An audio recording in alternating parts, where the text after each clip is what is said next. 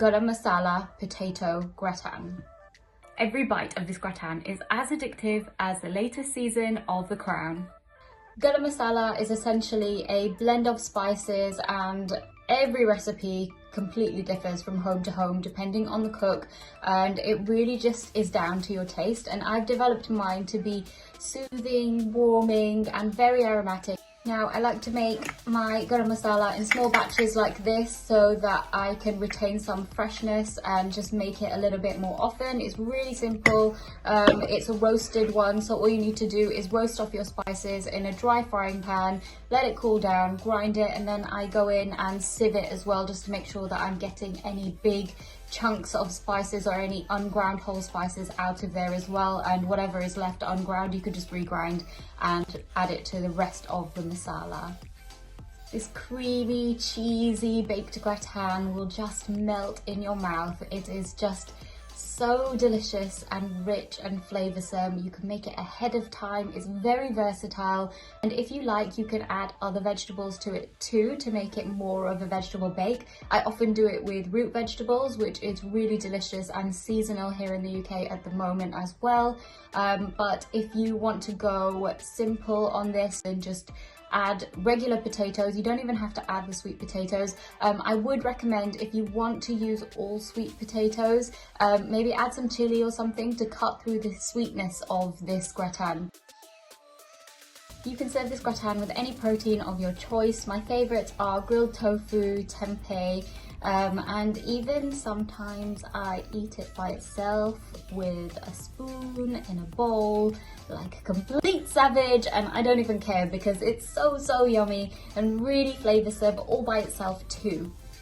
Grab a link to the full list of ingredients you need to make this recipe in the description box below. Learn how to make a cracker of a garam masala blend using whole roasted spices.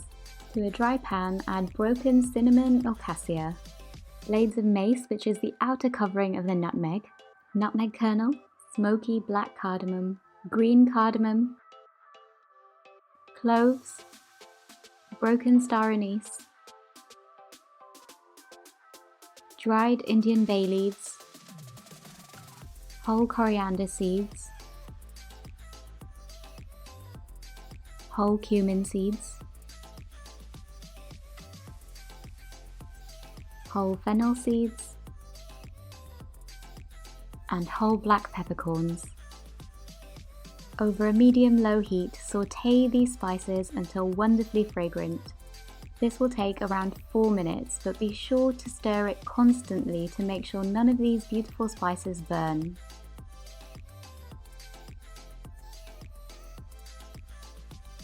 Once toasted, switch the heat off and allow the spices to cool completely. Pile your whole masalas into a high-powered blender or coffee grinder. Grind the spices until fine.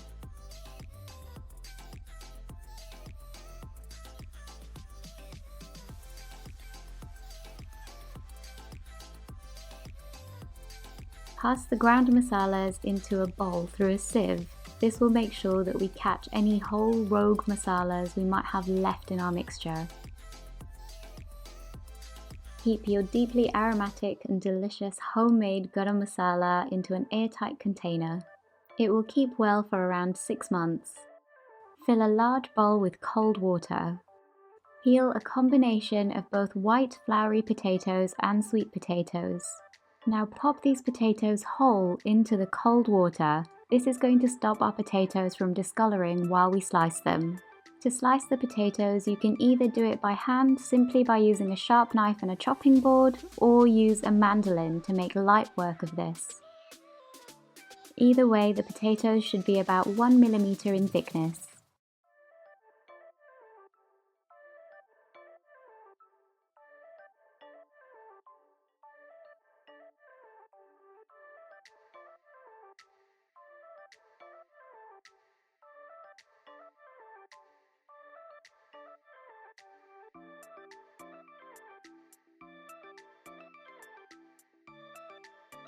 Once you've sliced your potatoes, there's no need to put them back into the water. If you do, all of that sauce thickening starch will be washed away, and we don't want that to happen. Pile all of your potatoes into a large heavy base saucepan.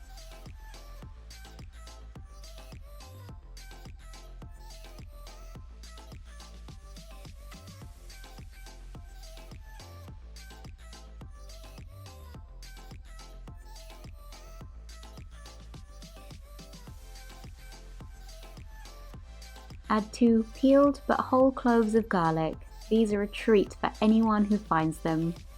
Now add your favourite blend of garam masala. This is one I've roasted and ground at home and the flavours are sublime.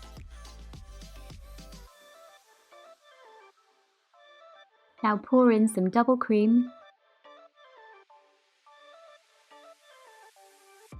and hot vegetable stock. You can either use stock cubes or one of those fancy pouches, the choice is yours. If you like things spicy, then feel free to add a couple of chopped chilies at this stage too. I find the vegetable stock and the cheese that we're going to add later salty enough to season the dish, but if you like, you can add salt according to your taste. Stir the potatoes well and bring the cream to a gentle simmer. Whilst simmering, you can use a spatula to tease and separate any potatoes that might have stuck together. Cook the potatoes and cream mixture uncovered for 10 to 12 minutes or until a fork pierces a potato slice easily. Be sure not to overcook or the potatoes will turn to complete mush. Now spoon the potatoes and cream into a large baking dish. If you like, you can arrange them so that the top layer looks pretty, but this is comfort food and not fine dining. Rustic is superb in my opinion.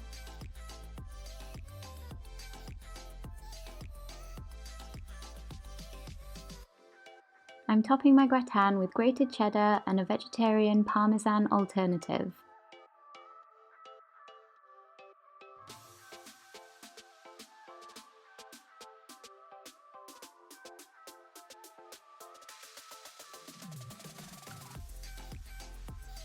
Bake the gratin uncovered in a preheated oven at 180 degrees Celsius, that's around 360 degrees Fahrenheit.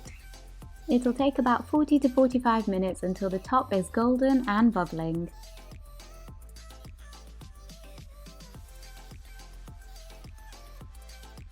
Garnish your gratin with sliced spring onions. Don't know about you, but I think we could have done with more cheese. Okay, so now for the hard part. Allow the gratin to stand at room temperature for around 20 minutes before serving. This will give the sauce and the potato starches time to thicken and get to know one another.